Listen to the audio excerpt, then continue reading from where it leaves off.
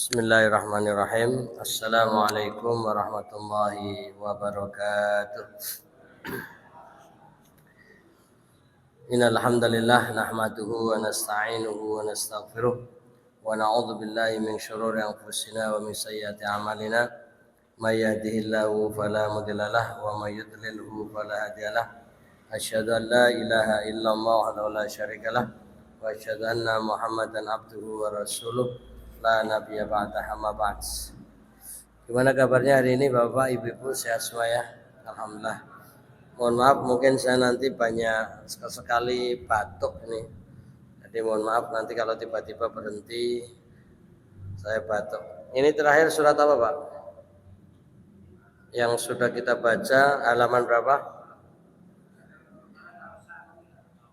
Al-Kautsar halaman terakhir halaman berapa? Halaman 35 sudah ya. Kayaknya Al-Maun sudah juga Pak. Ada yang punya catatan yang lain Bapak? Batasan terakhir halaman 70. Oh sudah halaman 70 Al-Qari'ah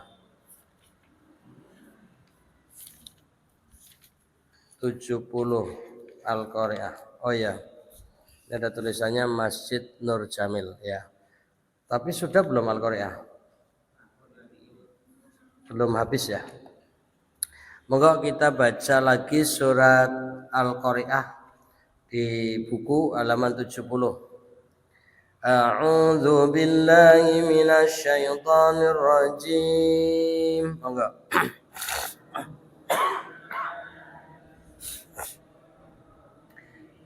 Bismillahirrahmanirrahim.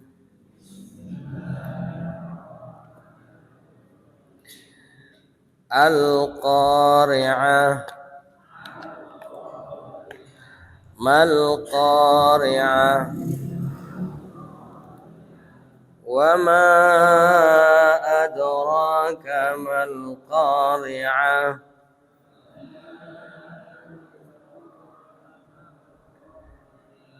Yauma yakunun nasu kal farashil mabthuth.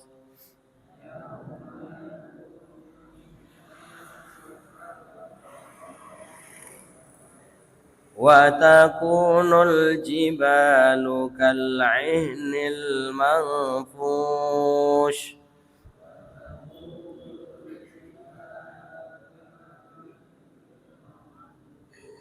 فَأَمَّا مَنْ ثَقُلَتْ مَوَازِينُهُ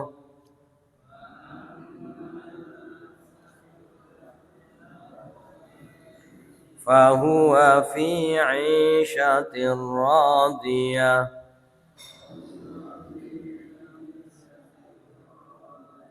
وَأَمَّا مَنْ خَفَّتْ مَوَازِينُهُ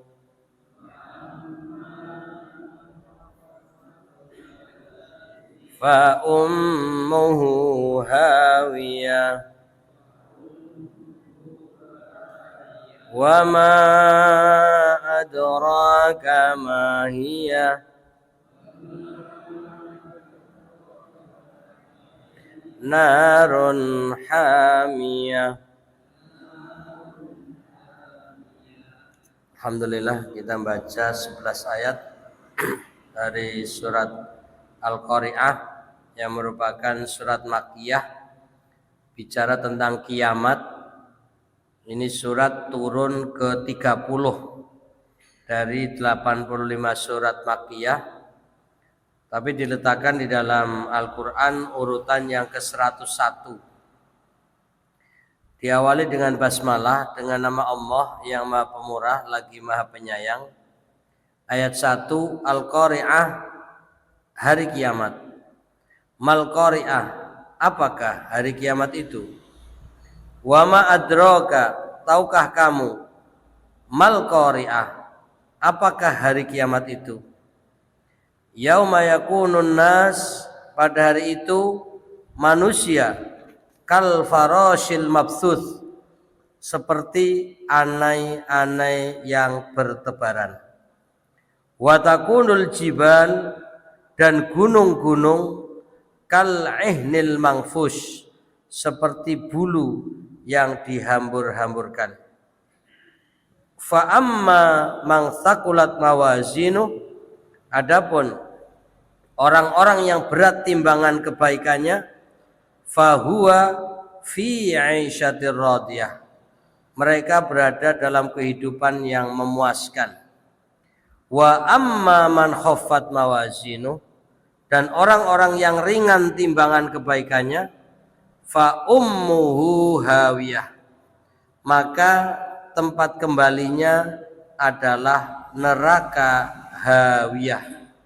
Wa ma adraka, dan tahukah kamu, mahiyah, apakah neraka hawiyah itu? Narun hamiyah, yaitu api yang sangat panas. Inilah gambaran dari kiamat pada surat Al-Qari'ah.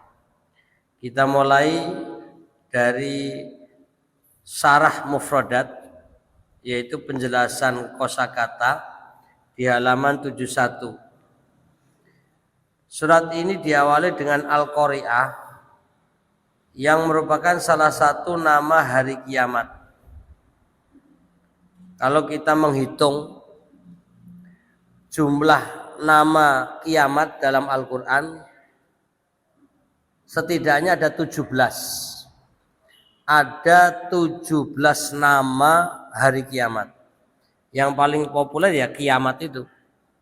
Di dalam Al-Fatihah sendiri ada nama kiamat. Yaumuddin, Maliki Yaumiddin. Yaumiddin itu hari pembalasan, itu salah satu nama kiamat. Kemudian di surat ini Al-Qari'ah, itu juga nama kiamat yang artinya mengguncangkan. Dinamakan Al-Qari'ah karena pengaruhnya sangat mengguncangkan hati. Kemudian cara Allah menjelaskan tentang Al-Qari'ah itu berupa pertanyaan. Seakan-akan Allah Ta'ala bertanya kepada Nabi Muhammad SAW, mal qari'ah, apa itu qari'ah? Nabi yang mendapatkan wahyu tidak serta-merta langsung menjawab, tapi menyimak. Belum juga terjawab, Allah bertanya lagi, wama adroka, tahukah kamu hai Muhammad, mal qari'ah, apakah hari kiamat itu? Jadi disebut dulu kalimatnya, baru muncul pertanyaan. Jadi seperti anak sekolah, anak belajar dikasih materi dulu. Lalu setelah dipelajari dikasih pertanyaan, evaluasi. Kemudian ada pertanyaan ulang untuk mempertegas. Ini kalau kita bicara tentang model pendidikan. Tapi kalau di dalam ayat ini singkat, Al-Qari'ah. Jadi Allah menyebut dulu Al-Qari'ah. Kata ini seperti kata baru. Sekalipun Nabi bahasanya Arab, masyarakat Quraisy berbahasa Arab, tapi kata Al-Qari'ah seperti bahasa baru. Yang seakan-akan Nabi nggak langsung paham. Sehingga Allah membuat pertanyaan, mal qari'ah, apa itu Al-Qari'ah? Sekaligus ini gaya bahasa komunikasi untuk mendapatkan perhatian pendengar. Dengan bentuk pertanyaan, apa sih qari'ah itu? Nah, lalu di sini dijelaskan, wa ma adraka mal qari'ah, tahukah kamu apakah hari kiamat itu? Alangkah besar dan alangkah mengerikannya dia.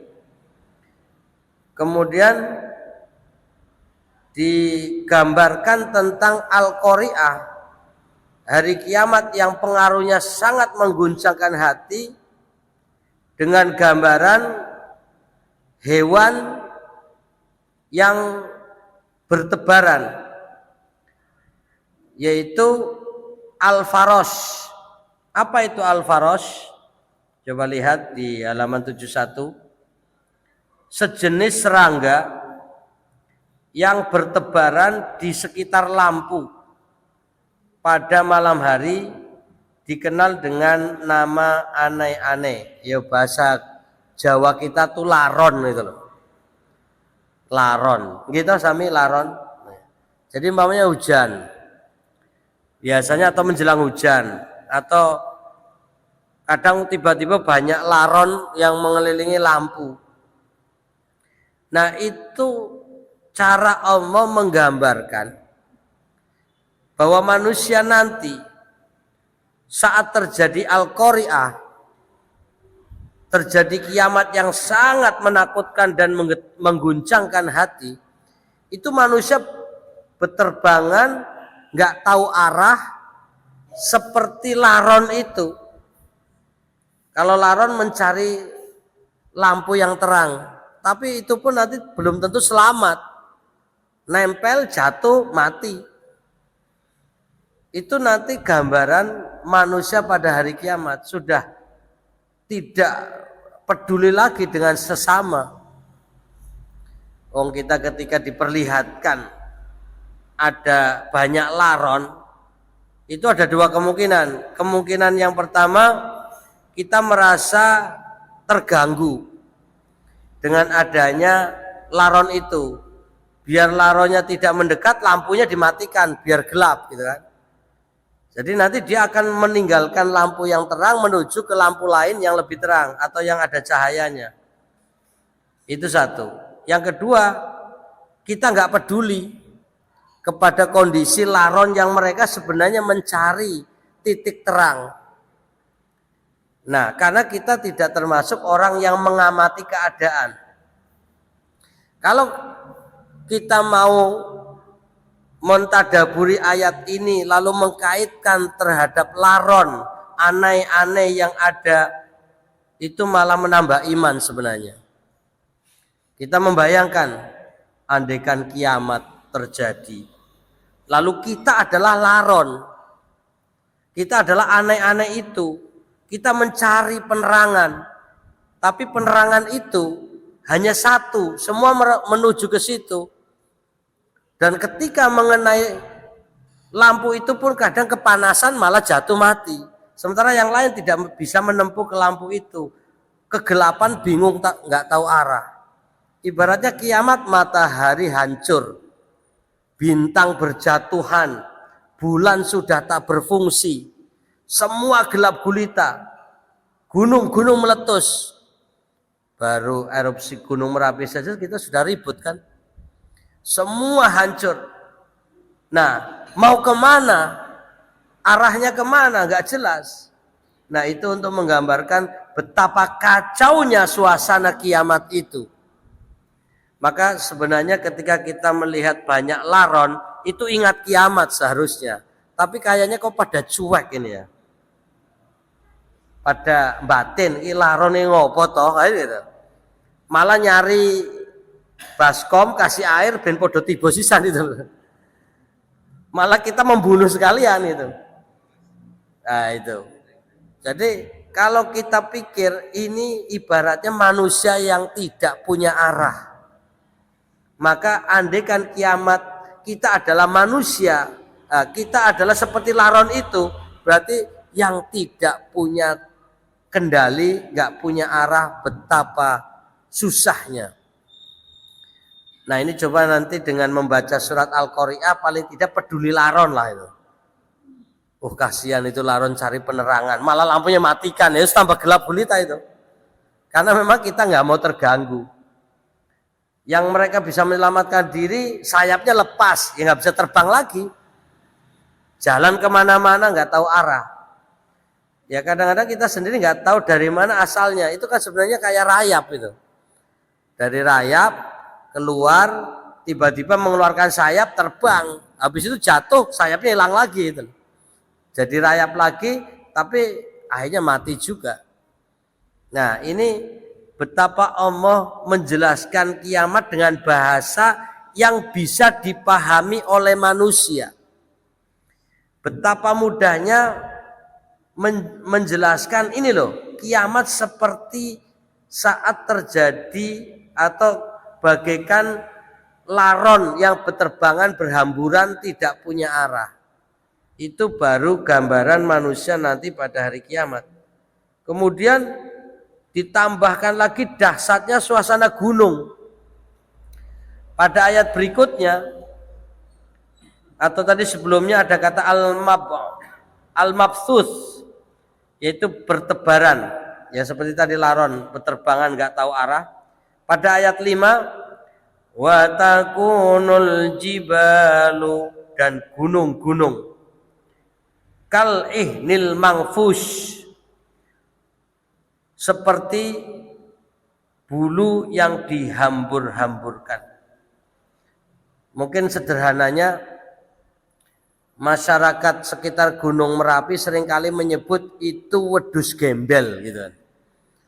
Jadi ibaratnya bulu putih seperti bulunya kambing. Lalu bahasanya wedhus gembel gitu. Itu sebenarnya sudah mendekati ayat Quran itu sebenarnya. Jadi ketika bahasa masyarakat sekitar Gunung Merapi dari dahulu kala mengatakan, wah, apa itu namanya, gunungnya jeblok, gunungnya ngetok ke wedhus gembel gitu kan. Itu sebenarnya terinspirasi dari kata ini, watakunul jibalu kal ihnil mangfus. Malah bahasa Indonesia mampus gitu loh. Mangfus itu artinya mampus, mampus harus mati itu. Jadi artinya sudah tidak bisa terkendali lagi. Bayangkan, kita baru melihat dari jauh saja sudah merasa ngeri. Bagaimana erupsi gunung, apalagi pas meletus, ya nanti apinya, batunya, asapnya, pasirnya nyembur lalu menjatuhi, apapun yang terjatuh mesti mati terbakar. Mau itu tanaman, mau itu hewan, apalagi manusia. Satu fakta yang kita masih ingat terjadi ketika ada tokoh terkenal waktu itu namanya Mbah Marijan. Yang sudah banyak orang menganggap sakti atau apalah. Dan dia juga merasa melihat Gunung Merapi meletus itu sudah bukan hal baru. Sehingga ketika diajak turun tidak berkenan. Bahkan banyak orang datang merayu-rayu untuk turun. Malah kejadian betul. Saat itu terjadi letusan yang tidak pernah diduga sama sekali, menimpa mereka dan menimpa yang menyusul untuk turun. Bahkan para wartawan banyak yang jadi korban. Begitu selesai dilihat membatu semua sudah. Tubuh yang terkena itu gosong, kemudian sesuai dengan posisi masing-masing sudah nggak bisa diluruskan lagi, kayak terpanggang. Itu belum dipanggang, baru kejatuhan abunya. Nah, seharusnya kita bisa mikir betapa ngerinya kiamat, melebihi dari kejadian itu.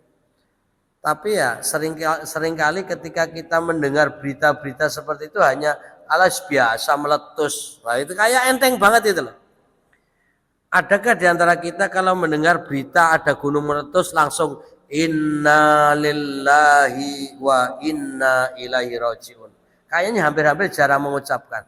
Apalagi media massa nggak pernah ngembel-ngembeli inna lillahi wa inna ilaihi rajiun. Buat sekali-kali TV tulis inna lillahi wa inna ilaihi rajiun, Gunung Merapi erupsi. Itu apa itu jane?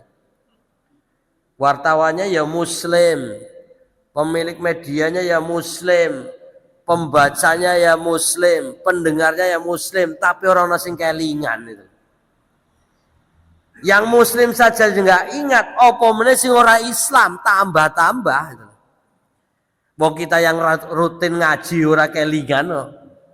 Coba kemarin hari Sabtu ada letusan Merapi, ada nggak di antara kita langsung ucapkan innalillah? Kayaknya membisu semua. Hari Ahad disusul meletus lagi sampai 12 kali. Nggak ada yang mengucapkan innalillah. Jadi mestinya langsung inna lillahi wa inna ilaihi rajiun. Jadi untuk menggambarkan betapa gunung itu milik Allah. Dan kita ini manusia milik Allah. Kalau gunung saja yang besar, lebih besar fisiknya daripada manusia, tunduk patuh taat kepada Allah untuk meletus, untuk erupsi, untuk hancur, apalagi manusia seharusnya lebih taat kepada Allah Ta'ala.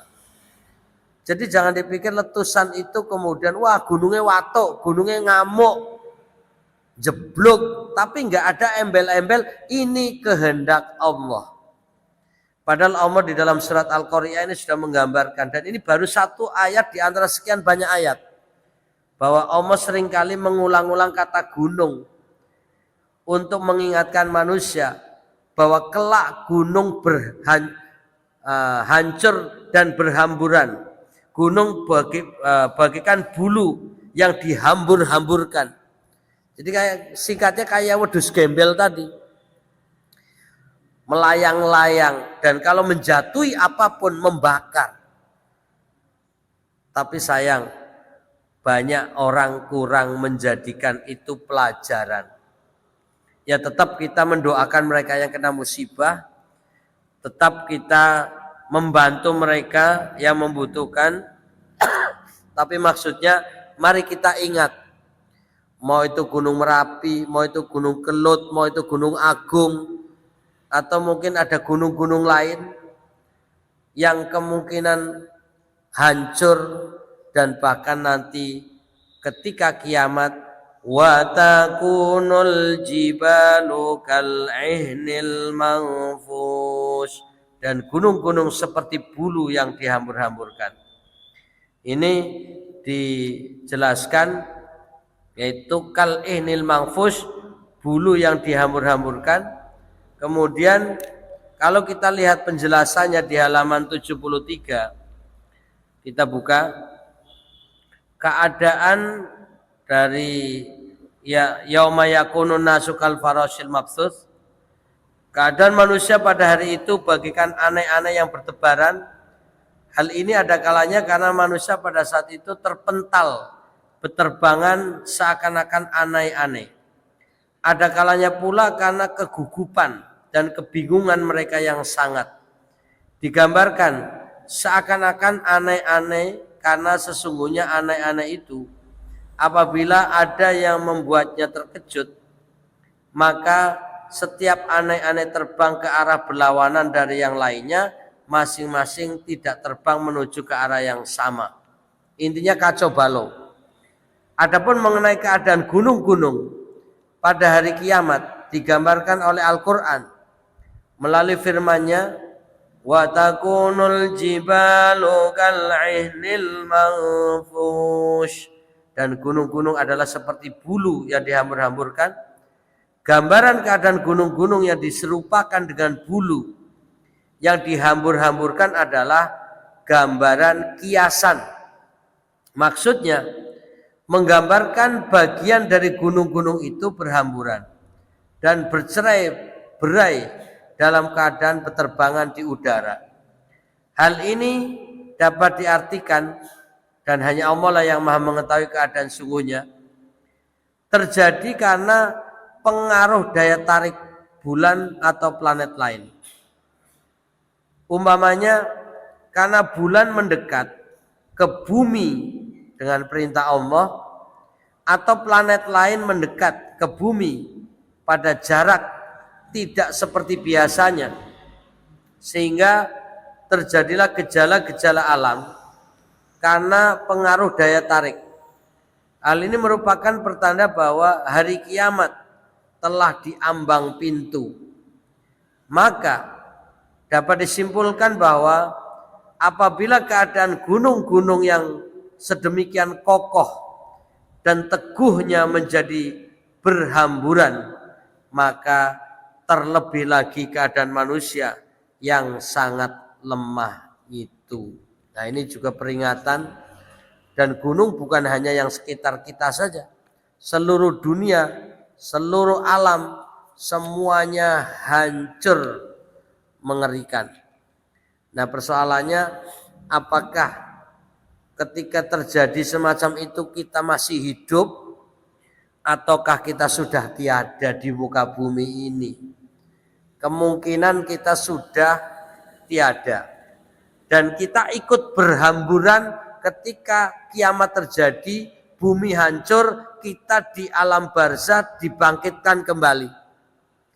Kita akan keluar dari bumi ini karena kita ada di dalam alam kubur. Pertanyaannya, mau nunggu kiamat baru kita mati atau mendingan mati sebelum kiamat? Oh, ini iseng tanya ini. Saya ulangi, ini pertanyaan asal ini. Milih pengen nunggu keadaan kiamat baru kita mati bersamaan kiamat, atau mendingan mati dulu baru nanti pas kiamat kita bangkit? Kira-kira milih pundi, Pak? Wis penake lah sekarang. Ya mati dulu kayaknya lebih aman itu. Jadi karena kita dibangkitkan bersamaan terjadi kiamat. Tapi kalau kita mati di saat terjadi kiamat, justru gambaran seburuk-buruk manusia. Na'udzubillahi min dzalik. Jadi digambarkan tidak akan terjadi kiamat selama masih ada orang berzikir kepada Allah. Maka kalau terjadi kiamat, artinya manusia semua kafir. Manusia sudah nggak ada yang zikir. Manusia semua sudah ingkar. Semua manusia sudah tidak ada yang ingat Allah. Itulah baru akan terjadi kiamat. Maka kemungkinan besar saat kiamat terjadi, kita bangkit dari alam barzah itu. Dari wajah-wajahnya kurang meyakinkan panjang umur ini. Artinya kiamat kita nggak tahu kapan.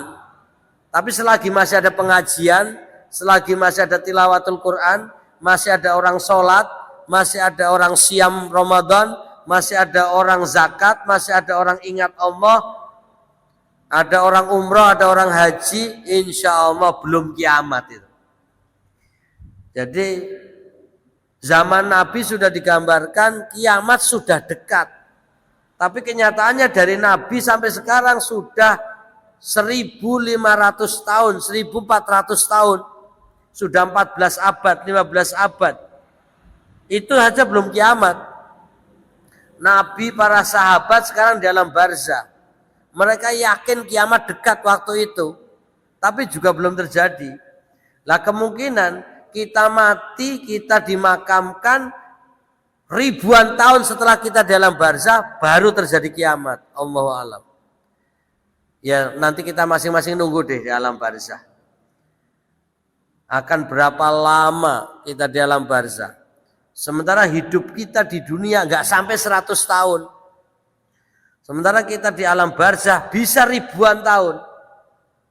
Dan nanti baru kiamat. Setelah kiamat prosesnya juga begitu panjang.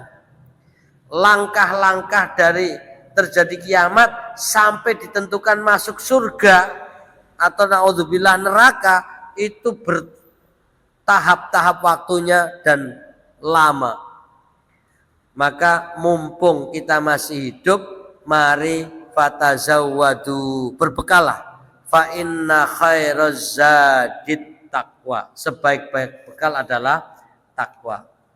Jadi tujuan dari mengingatkan kiamat ini agar manusia segera ingat dan membekali diri. Karenanya pada ayat selanjutnya Allah langsung menggambarkan bagaimana manusia yang baik.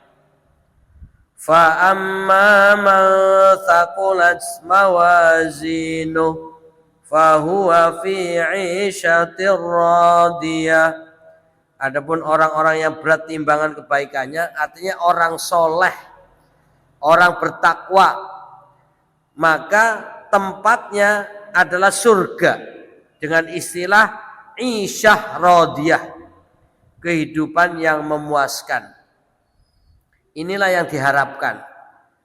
Tapi tetap saja ada manusia yang ringan timbangannya. Wa amma man khaffat mawazinu, dan orang-orang yang ringan timbangan kebaikannya. Artinya kebaikan itu tetap dilakukan, tapi nilainya sedikit. Ibaratnya begini, anak sekolah, lalu ujian, punya nilai, katakan nilainya 5, standar kenaikan 7, maka walaupun dapat nilai 5, itu nggak bisa naik kelas karena nilainya tidak memenuhi standar. Sama untuk masuk surga, katakanlah nilainya 7. Ini sudah beramal soleh, tapi kumpulan amal solehnya cuma sampai 5. Maka untuk masuk surganya tidak memenuhi target, maka naudzubillah masuknya neraka. Jadi kita jangan berbangga diri merasa sudah banyak amal soleh. Amal soleh kita apakah sudah memenuhi timbangan sehingga cukup bekal untuk masuk surga? Kadang kita meremehkan diri kita sendiri, merasa sudah layak masuk surga. Maka dari ayat ini sebenarnya memberi peringatan, biar kita terus tidak ada hentinya menambah amal soleh sebanyak mungkin. Karena resikonya kalau timbangan amal solehnya sedikit, maka fa ummuhu hawiyah, maka tempat kembalinya adalah neraka hawiyah. Coba kita baca penjelasan di halaman 74.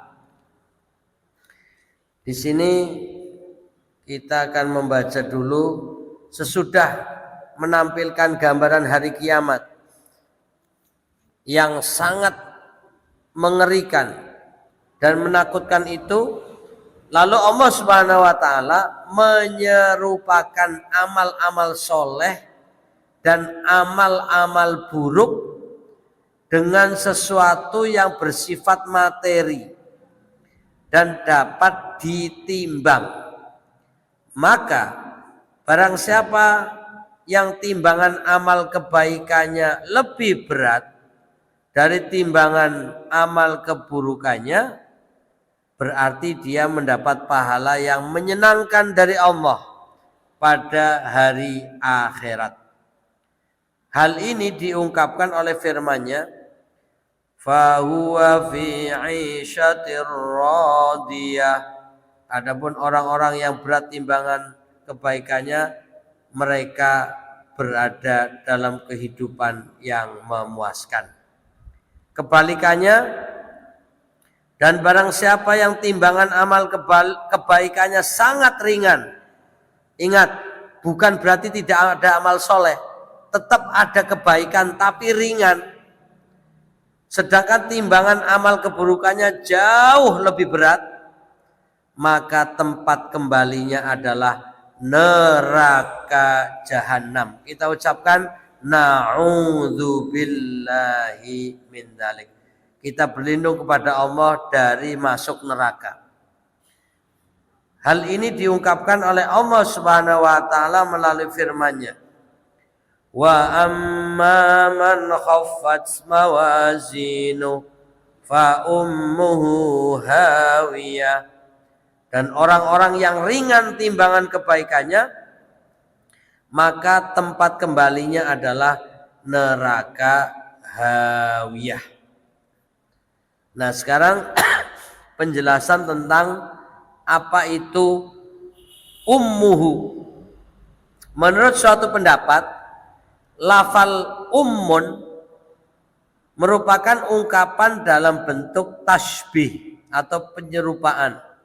Karena sesungguhnya artinya ibu, merupakan tempat berlindung dan tempat anaknya mengadu tentang keperluan-keperluannya. Nah, bagi ibu-ibu ini merasakan. Coba biasanya anak itu lebih dekat ke ibu atau ke bapak, Pak, Bu? Nah, itu sudah nalurinya anak itu mesti ke ibu. Mau anak laki-laki, mau anak perempuan, karena memang dari kandungan, kemudian saat ya diberi ASI, itu semuanya sangat erat hubungannya dengan ibu. Maka ibulah sebenarnya dijadikan tempat perlindungan anak. Sehingga di sini Allah mengambil istilah ummun. Betapa Allah memuliakan seorang ibu. Terlepas di sini kaitannya dengan keburukan, dengan kiamat. Tapi setidaknya kata ummun, ibu, itu sebagai tempat, ya, tempat kembali, tempat rujukan, tempat perlindungan, tempat kenyamanan bagi anak. Itu secara bahasa. Di sini dijelaskan. Kemudian Al-Hawiyah adalah nama lain dari neraka Jahanam. Dinamakan demikian karena tempatnya sangat dalam, mempunyai relung yang amat dalam. Ungkapan ini mengandung ejekan dan ancaman terhadap orang-orang kafir. Atau dengan kata lain, sebagaimana seorang ibu meliputi anaknya dengan belayan kasih sayangnya, maka demikian pula halnya neraka Jahanam. Neraka Jahanam meliputi orang-orang kafir dengan azab nerakanya yang menyala-nyala. Ini agak sulit dicocokkan. Jadi bicara tentang siksa, tapi menggunakan kata ibu. Jadi seorang anak ingin mendapatkan perlindungan, ya, kepada ibunya. Lalu digambarkan orang kafir ingin mendapatkan perlindungan, ya, tapi yang didapat bukan perlindungan, tapi malah hawiyah, yaitu malah dijebloskan ke dalam neraka Jahanam yang sangat dalam. Lalu digambarkan ini sebagai bentuk ejekan. Jadi ingin menggambarkan orang-orang kafir, orang-orang yang menolak kebenaran, orang-orang yang tidak percaya Nabi Muhammad Sallallahu Alaihi Wasallam, orang-orang yang tidak percaya kebenaran Al-Quran. Nanti mereka pada akhirnya minta perlindungan, seakan-akan minta perlindungan seorang anak kepada ibunya. Tapi sudah begitu dekat dengan ibunya, bukannya mendapat ibu yang sebenarnya, tapi malah mendapatkan tempat yang menyiksakan, tempat yang menyakitkan, kejeblos ke dalam neraka Jahanam. Na'udzubillahi min dzalik.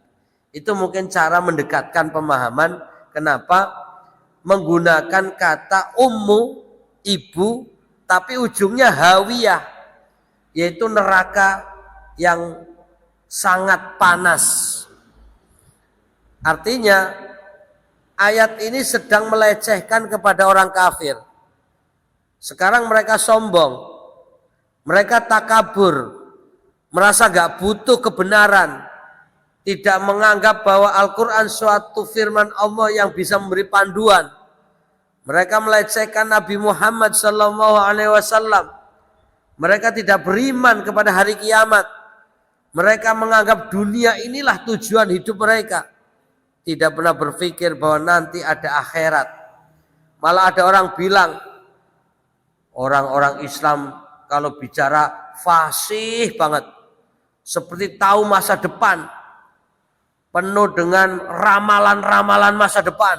Nah, ini kan kalimat pelecehan terhadap umat Islam. Orang-orang semacam ini nanti baru merasakan di hari kiamat ini. Jadi mereka sekarang bangga hidup ini ya di dunia. Masalah masa depan notabene kita belum tahu, kayak gitu. Jadi seakan-akan merasa itu mah urusan belakang. Yang penting kita hidup ini membicarakan yang nyata. Malah belakangan ngomong lagi, emak-emak, maaf. Ini kok pada ikut pengajian, itu apa gak ngurus anaknya gitu loh. Jadi melecehkan emak-emak yang ngaji itu loh. Lah kita balik lagi, emak-emak yang urusannya partai melulu, emak-emak yang urusan kampanye terus, kira-kira ngurusi anaknya kapan? Ya kan? Itu kan dibalik juga bisa. Lagian kenapa yang dibicarakan kok emak-emak pengajian gitu loh. Ini sudah menggambarkan era sekarang melecehkan terhadap agama sudah muncul. Bahkan yang dulu partai terlarang sekarang dimaafkan. Bahkan menganggap ini kesalahan. Pada masa itu dianggap mereka korban. Wah, coba. Ini umat Islam kok pada bingung, bengong, diam gitu. Nah, ini innalillahi wa inna ilaihi rajiun, musibah semakin dekat ya. Yang dulu kita diberitahu bahwa ini adalah kejahatan, ini suatu kekejian dan kekejaman karena mereka telah menghina Islam, mereka membantai umat Islam. Kok sekarang dianggap mereka korban? Berarti ya umat Islam yang salah. Berarti tentara-tentara waktu itu yang dianggap menjadi pembunuh, mereka menjadi korban. Waspadalah, waspadalah. Umat Islam harus bersatu. Bangkitlah umat Islam menghadapi mereka-mereka yang benci kebenaran, mereka-mereka yang kafir terhadap akhirat. Nah, ini mudah-mudahan Bapak Ibu memahami maksud saya berkaitan dengan Al-Quran, bahwa mereka yang asalnya sombong di dunia, mereka yang mengingkari kebenaran, mereka yang benci atas isi Al-Quran, nanti mereka merengek-rengek bagaikan anak yang minta perlindungan ibunya. Tapi nanti mereka akan disambut bukan sebagai ibu yang penuh kasih sayang, tapi akan disambut hawiyah. Tempatnya adalah neraka jahanam. Bagaimana gambarannya? Wa ma adraka ma hiya. Dan tahukah kamu apakah neraka hawiyah itu? Narun hamiyah. Hamiyah itu yaitu api yang sangat panas. Jadi ada mahiyah. Jadi tahukah hawiyah.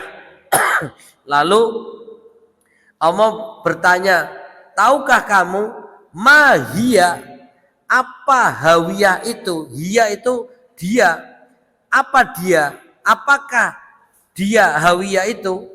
Lalu Allah jelaskan dengan kalimat narun hamiyah. Hawiyah itu yaitu api yang sangat panas. Na'udzubillahi min dzalik. Demikian jamaah rahimakumullah. Mudah-mudahan dengan membaca ayat-ayat ini kita semakin sadar betapa Allah menggambarkan akan terjadinya kiamat, dan kiamat sangat mengerikan sampai Allah menggunakan kata Al-Qari'ah. Lalu endingnya bahwa orang yang ingkar kepada kebenaran akan masuk hawiyah, yaitu api yang sangat panas.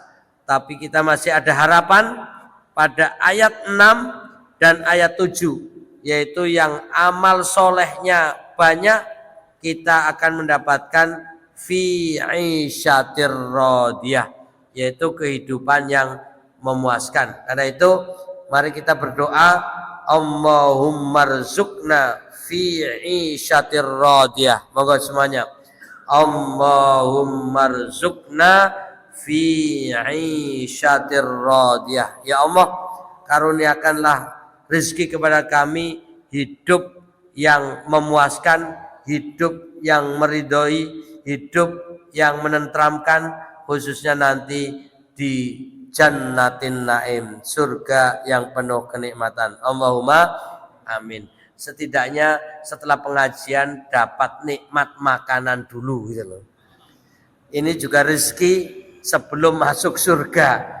Mudah-mudahan bermanfaat buat kita semuanya.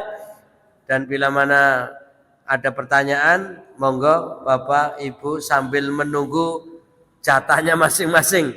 Kelihatannya, monggo Pak yang sudah dapat bisa dimulai, silakan. Monggo Ustaz Pak, silakan. Saya sambil minum Bang ya. Monggo, bismillah. Pripun Pak? Oh nggih, monggo. Waalaikumsalam warahmatullahi wabarakatuh.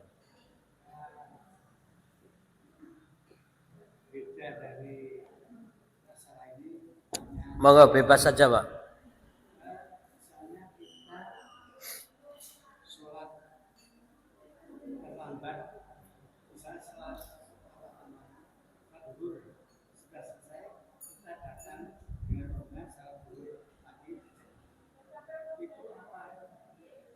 Nilainya sholat yang pertama dalam tiga sama atau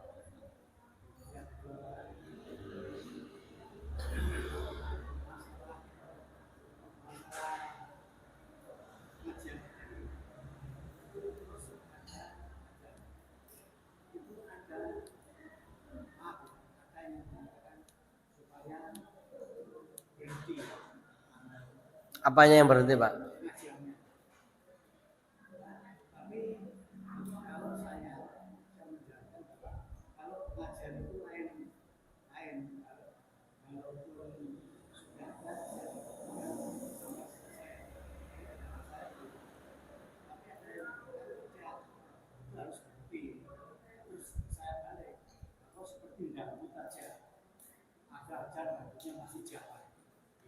Ya. Baik, yang pertama berkaitan dengan sholat jamaah. Ya. Jadi pertanyaannya, apakah sholat jamaah yang awal dengan imam pertama di masjid dengan imam yang susulan, yang kedua apakah nilainya sama? Tentu nilai jamaahnya yang pertama itu lebih utama. Tapi bukan berarti yang kedua tidak punya nilai jamaah. Tetap dapat nilai jamaah. Tapi kalau pertanyaan sama, tidak. Untuk digambarkan begini. Nabi Muhammad SAW sudah selesai sholat jamaah. Lalu tiba-tiba ada datang sahabat yang telat. Dia mau sholat sendiri, Nabi mengumumkan, adakah di antara kalian yang mau sodakoh dengan saudara kita yang mau sholat? Lalu bangkitlah sahabat Abu Bakar radhiyallahu anhu, lalu berjamaah dengan orang yang masbuk tadi, yang terlambat tadi. Artinya Nabi mengizinkan tetap ada sholat jamaah, walaupun susulan. Tapi bahasanya Nabi sodakoh. Artinya biar dia tetap dapat pahala jamaah. Walaupun yang makmum di situ tidak dijelaskan apakah Abu Bakar yang menjadi makmum orang itu ataukah Abu Bakar yang menjadi imam orang itu, yang penting sholat jamaah berdua. Itu tetap dinilai dapat pahala. Buktinya Nabi, siapa yang mau bersodakoh, sodakoh tidak selamanya berupa uang. Karena itu kalau beda tetap beda. Sholat jamaah bersama imam yang utama itu lebih utama. Tapi sholat jamaah yang kedua tetap dibolehkan oleh Nabi. Bahkan Nabi menawarkan kepada sahabat, silakan untuk yang sodako. Tapi Nabi tidak sendiri yang berangkat, tapi Abu Bakar As-Siddiq yang melakukan. Artinya tetap beda, tapi tetap dapat pahala. Moga disambi semuanya, bismillah, moga silakan. Yang sudah dapat ibu-ibu mungkin, bapak-bapak silakan monggo. Pertanyaan yang kedua berkaitan dengan apa tadi Pak? Pengajian, apakah kalau azan berhenti lalu dikiaskan bagaimana kalau sedang dangdutan saja nggak berhenti gitu kan? Pertama begini, apa hukum mendengar azan? Jadi ada hadis-hadis yang menyebutkan jika engkau mendengar azan maka jawablah. Perintah untuk menjawab muadzin ini yang membuat orang kalau ada azan berhenti dan mendengarkan. Maka kalau ada azan sekalipun pengajian itu baik, hendaknya berhenti untuk menjawab panggilan azan itu. Disitulah yang kemudian bahwa kalau ada pengajian berhenti dalam rangka melaksanakan perintah Nabi menjawab kumandang azan itu. Adapun mohon maaf Bapak, mengkiaskan antara dangdutan dengan azan itu kurang pas. Kenapa? Ya jelas dangdutan orang mikir sholat, dangdutan nggak mikir azan. Ya dangdutannya itu bermasalah. Jadi yang kita bahas apa hukum mendengar azan. Nah, kalau memang mendengar azan itu wajib, maka apapun aktivitasnya harus berhenti untuk mendengarkan dan menjawab. Tapi kalau kemudian perintah Nabi untuk menjawab itu nilainya hanya sunnah, maka ada dua kemungkinan. Kemungkinan yang pertama adalah berhenti dan tetap menjawab, berhenti dan menjawab. Kemungkinan kedua, sekalipun azan tetap melaksanakan aktivitas. Kalau menjawab itu dapat pahala, kalau tidak berdosa. Itu kalau melihat hukum menjawab azan itu adalah sunnah. Contoh kasus, mamanya Jumat, ada orang datang pas azan.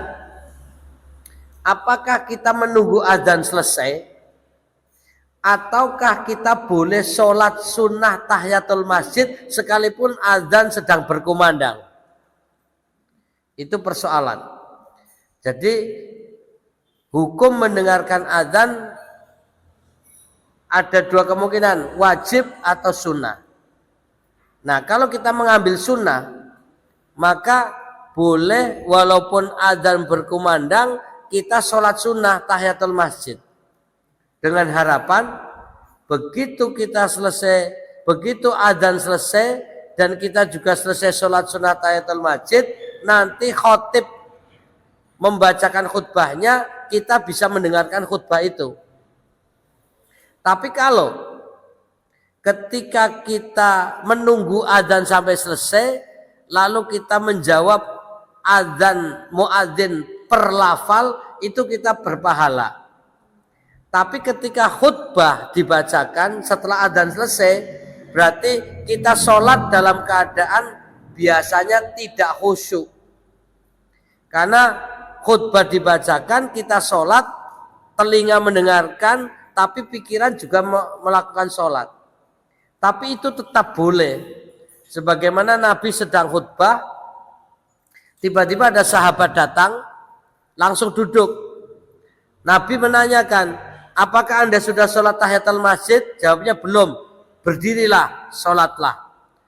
Artinya lagi khutbah, Nabi memutus khutbahnya, mengingatkan sahabat untuk sholat. Berarti Nabi tetap berkhutbah, lalu orang itu sholat sunnah tahiyatul masjid, itu juga boleh. Kesimpulannya bahwa mendengarkan azan itu atau sebaiknya tetap mendengarkan azan sehingga aktivitas apapun berhenti. Sekalipun pengajian. Kalau urusan dangdutan ya kalau bisa ya berhenti juga gitu loh. Hei para pendangdut berhentilah, dengarkan azan. Itu sebaiknya. Begitu Bapak? Monggo. Misalnya kita pengajian begini, terus saat azan tiba, nah itu kita menunda azannya, boleh atau tidak? Ya. Sekarang tinggal menjadikan azan itu patokan waktu atau tidak. Kalau iya, berarti azan tetap di waktunya. Pengajiannya yang berhenti. Lalu setelah azan pengajiannya dilanjutkan, yang ditunda waktu sholatnya. Kalau menjadikan azan sebagai patokan waktu, sehingga orang-orang yang di luar mendengar, oh sudah waktunya isya, maunya, oh ini sudah waktunya maghrib, maka orang paham ini sudah masuk waktu, tapi setelah azan pengajian dilanjutkan. Lalu orang-orang berdatangan, oh kok ternyata belum sholat, ya nggak masalah. Jadi seperti halnya pernah terjadi di zaman Nabi, azan isya di waktunya, tapi sholat isyanya diundur sampai berjam-jam. Sampai para sahabat yang sudah di masjid habis kumandang azan isya itu duduk menunggu Nabi datang untuk ngimami sholat isya. Nabi nggak kunjung keluar, malah ada yang ngorok. Tapi kalau di sini nggak ada yang ngorok. Tapi kalau ada yang ngorok, sunnah sahabat itu loh. Jadi sudah azan isya, para sahabat berkumpul untuk menunggu sholat isya. Ternyata Nabi nggak keluar-keluar dari rumahnya karena nggak ada yang berani ngimami. Artinya apa? Azannya tetap pada waktunya, sholatnya yang ditunda. Itu lebih afdal. Pengajian sudah waktu isya, silakan kumandang azan isya. Habis itu karena pengajian belum selesai, kita lanjutkan terlebih dahulu, mungkin 5 menit atau 7 menit, kemudian nanti baru sholat isya dengan diqomati. Ya, seperti itu lebih afdal. Mudah-mudahan apa yang disampaikan bermanfaat. Ada pertanyaan lain, Bapak? Kelihatannya mangkoknya sudah ditumpuk ini. Monggo silakan.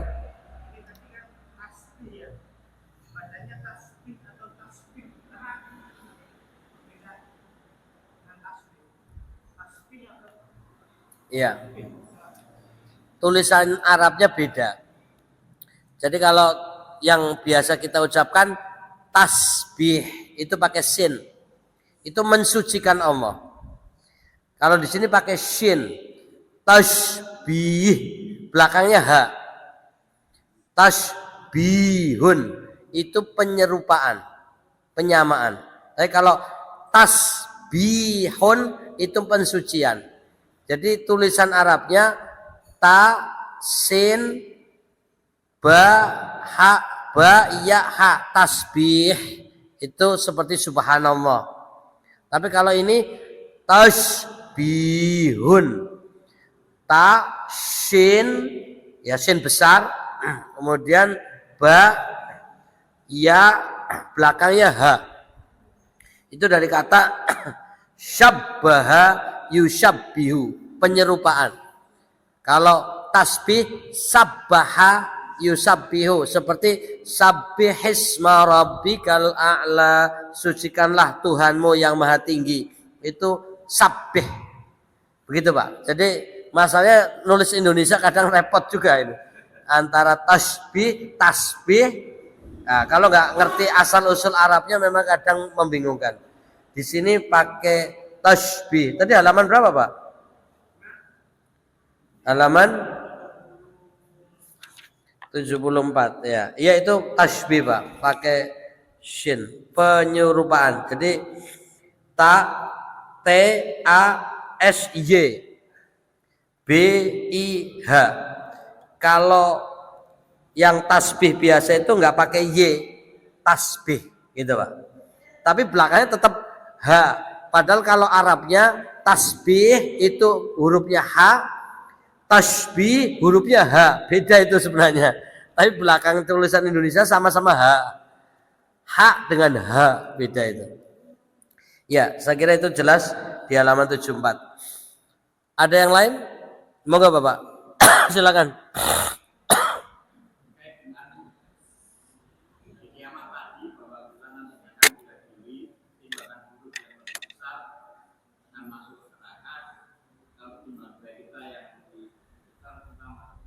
Iya.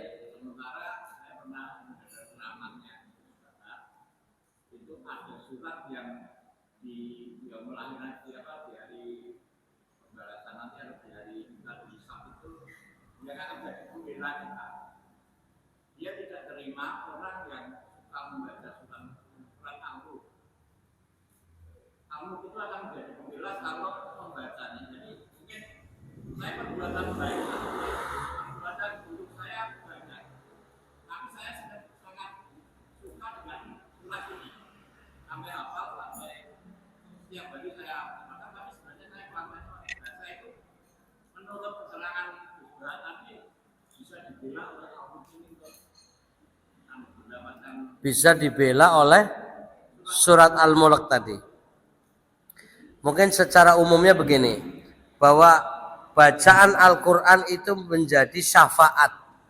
Jadi bahasa Arabnya itu syafaat. Bahasa terjemahannya Gus Baha itu pembelaan. Jadi sebenarnya bukan hanya surat Al-Mulk. Kita baca surat apapun dalam Al-Quran, itu akan menjadi pembelaan tadi. Akan menjadi syafaat. Jadi tidak hanya surat Al-Mulk, Al-Fatihah sekalipun. Surat Yasin, surat Al-Mulk, surat Al-Waqiah, atau surat apa saja. Intinya Al-Quran hakikatnya akan menjadi syafaat hari kiamat. Terjemahan bebasnya adalah pembelaan. Kebetulan mungkin beliau Ustadz Gus Baha lagi membahas surat Al-Mulk. Dan setiap Al-Quran itu biasanya ada fadhail, keutamaan baca suratnya. Mohon maaf, terlepas banyak hadis-hadis dhaif. Setiap surat keutamanya ini, setiap surat keutamanya ini.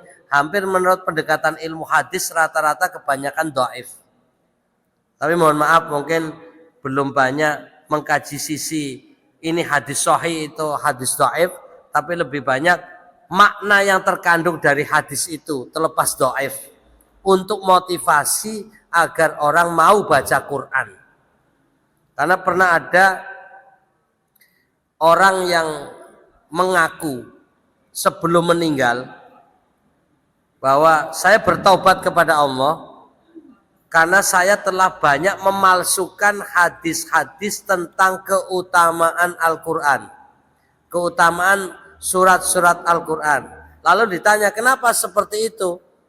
Karena banyak orang sudah tidak mau baca Al-Quran. Jadi dia sengaja bikin hadis palsu. Tujuannya biar orang semangat baca Al-Quran. Tujuannya baik, tapi caranya yang salah. Maka terlepas dari tadi adakah hadis sahih atau dhaif, saya belum mengecek yang dimaksud. Tapi intinya seluruh bacaan Al-Quran, apapun suratnya, hakikatnya akan menjadi syafaat pada hari kiamat. Terjemahan bebasnya pembelaan pada hari kiamat. Ya, mudah-mudahan kita walaupun tadi merasa amal solehnya belum penuh, mudah-mudahan dengan rajin baca Quran, Al-Quran itu akan menjadi syafaat. Mudah-mudahan kita rajin baca Al-Quran. Amin ya rabbal alamin. Terima kasih Pak atas masukan dan pertanyaannya.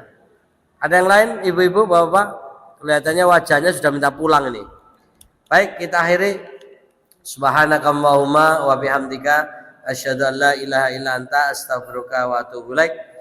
Wabillahi taufiq wal hidayah. Assalamualaikum warahmatullahi wabarakatuh.